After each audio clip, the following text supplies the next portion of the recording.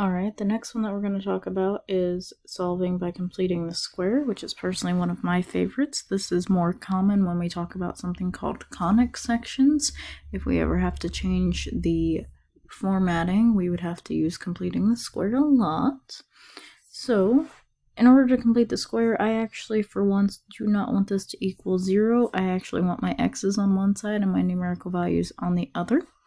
So, first thing I'm going to do is move that 4 over, so I'd get x squared plus 6. X is equal to 4. Notice how I left this space. That is on purpose, because I'm going to put something in this space. What I'm going to put is I'm going to divide this middle term by 2, so I should get 3. And then I'm going to take that 3 and I'm going to square it. So, 3 squared should be 9. So I'm going to add 9 to this side. Since I added 9 to this side, I also have to add 9 to this side. Because what I do to one side, I have to do to the other. The reason why I would do this is now I can rewrite this whole side as a perfect square. So I can write this as x plus 3 quantity squared, if I was to factor that, is equal to 13. Just like before, we're going to solve this by taking the square root, so I get x plus 3 now is equal to plus or minus square root of 13. And again, I'm solving for x, square root of 13. It's a prime number. It's not a pretty radical, so just leave it as square root of 13. So in order to get x by itself, I just need to subtract that 3 over, which I'm just going to leave as x is now equal to negative 3 plus or minus that square root of 13. It is customary to see that square root last after regular numbers. Alright. Next one, we gotta solve by using the quadratic formula, our favorite friend. If you do not remember this quadratic formula, that quadratic formula was that x equals negative b plus or minus the square root of b squared minus 4 times a times c all over 2a, where my letters are literally in numerical order. So I've got x is equal to negative from the formula, b, which is actually negative 6 this time, plus or minus the square root of b squared, well, b is still negative 6 squared, minus 4 from the formula, times a, which is 3 this time, times c, which is actually negative 5, all over 2 times a, which is 3.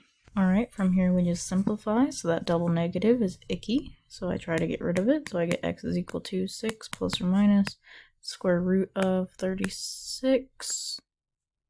Now, negative 4 times positive 3 times negative 5. A negative times a negative is going to give me a positive. 20 times 3 should give me 60. All over. 2 times 3 should give me 6.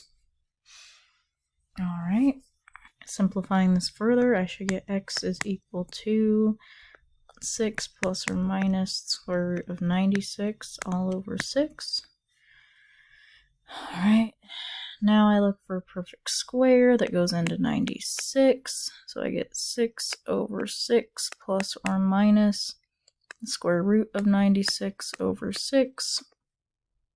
Reducing this down further, perfect square that goes into 96 should be 16 times 6, I believe.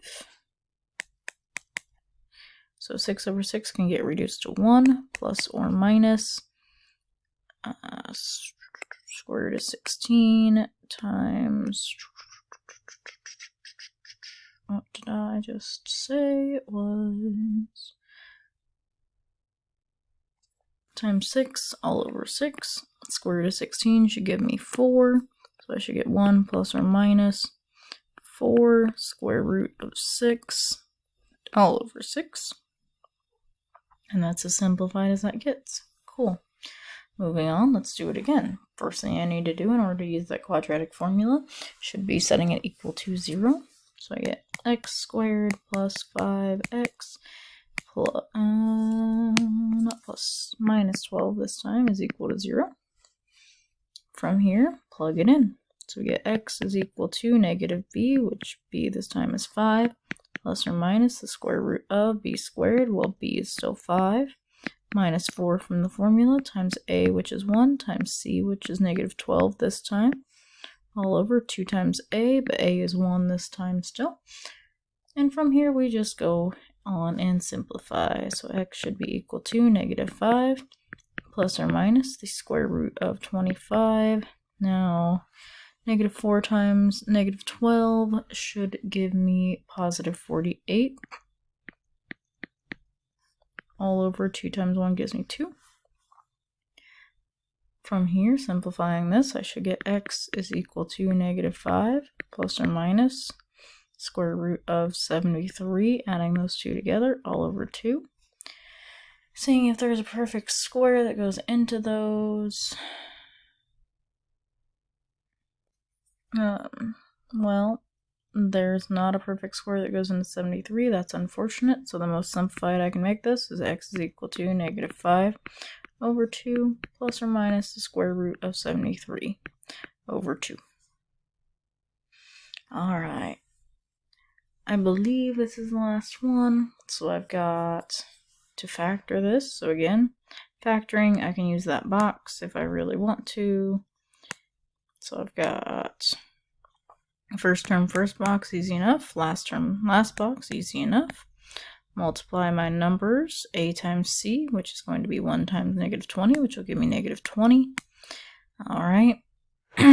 So I'd have 1 and 20, 2 and 10, 4 and 5, listing out those factors of 20. I want factors of 20 that can add to negative 1.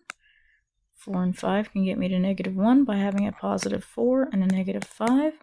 But I'm not just trying to add to negative 1, I'm trying to add to negative 1x sitting in the middle, which is where those two numbers come from. From here, I just look for GCFs. Greatest common factor going to the left would just be x. Going to the left here would be 5, but I'm going to steal the sign of the box closest to it. Going up my columns now, greatest common factor going that way would be x. And then going up the column, greatest common factor between those two would be 4.